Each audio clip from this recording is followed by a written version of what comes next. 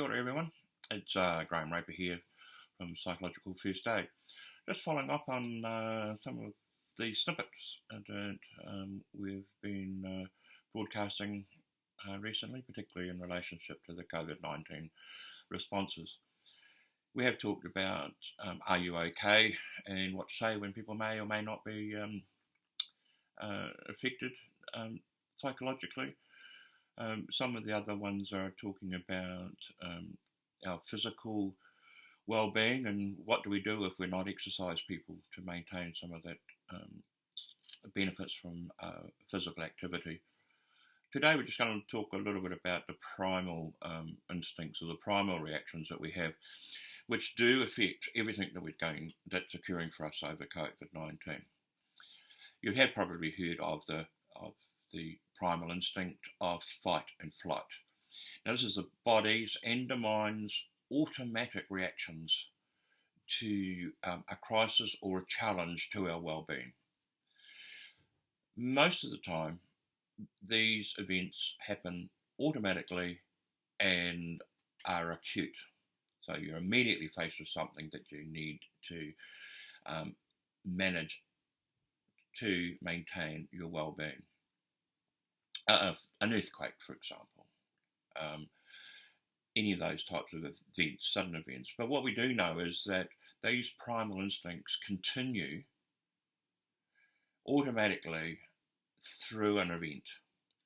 And COVID-19 is unusual in that it challenges us in a primal way over a long period of time. So some of the basic primal instincts that are reasonably well known we have three basic traits.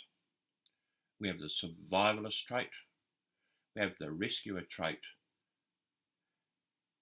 and we have the trait when we're unable to make any decisions, sometimes referred to as the stunned mullet debate.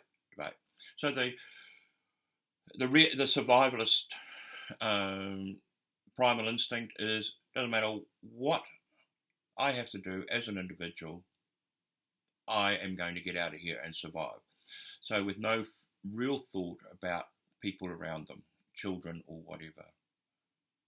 You have the rescuer type personality.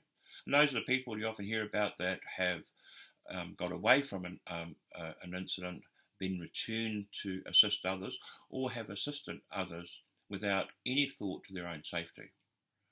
This is often seen, for example, when a child is drowning and an adult immediately rushes in to save the child from drowning and ends up drowning themselves, because what they hadn't thought of is their own safety or the fact they may not even be able to swim.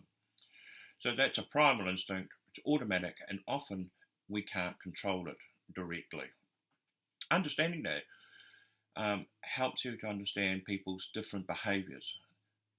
These are normal behaviours to what is an abnormal event.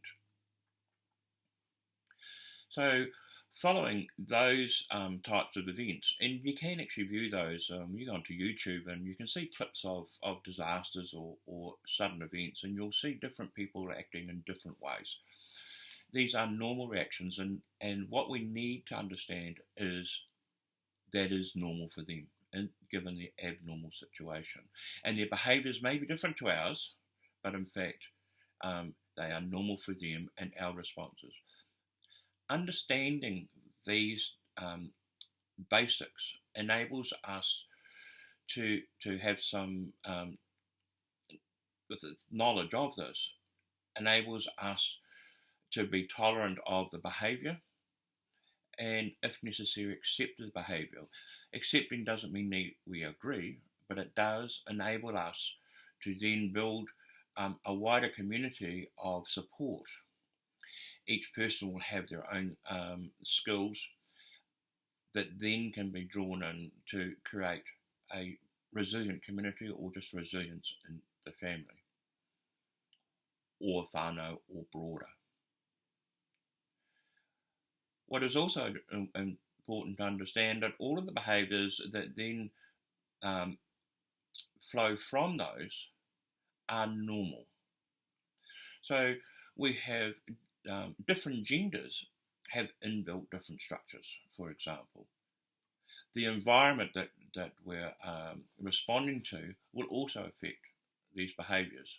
But again, you can see some of these just on viewing some YouTube clips on people, how some people run away, some people go back, some people are transfixed into a certain position, unable to make a decision because either way, in their mind, they're not going to survive. So doing nothing is all they're able to do.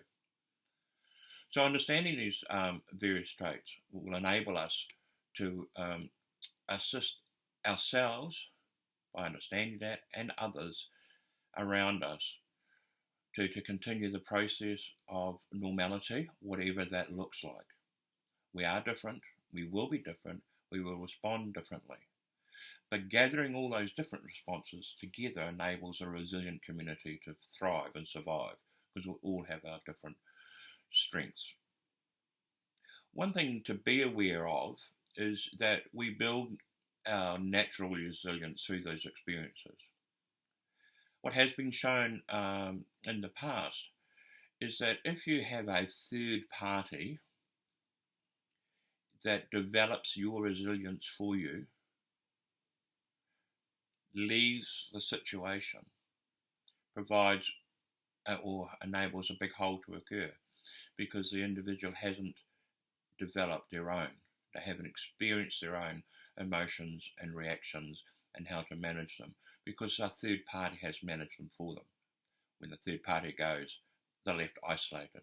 So something to be aware of even within yourself and certainly with others. So all in all, what we're expressing here is over this period of COVID-19, the isolations and what transpires from it are all normal reactions to what is a very abnormal event. And of course, don't forget you can use that very simple process of talk.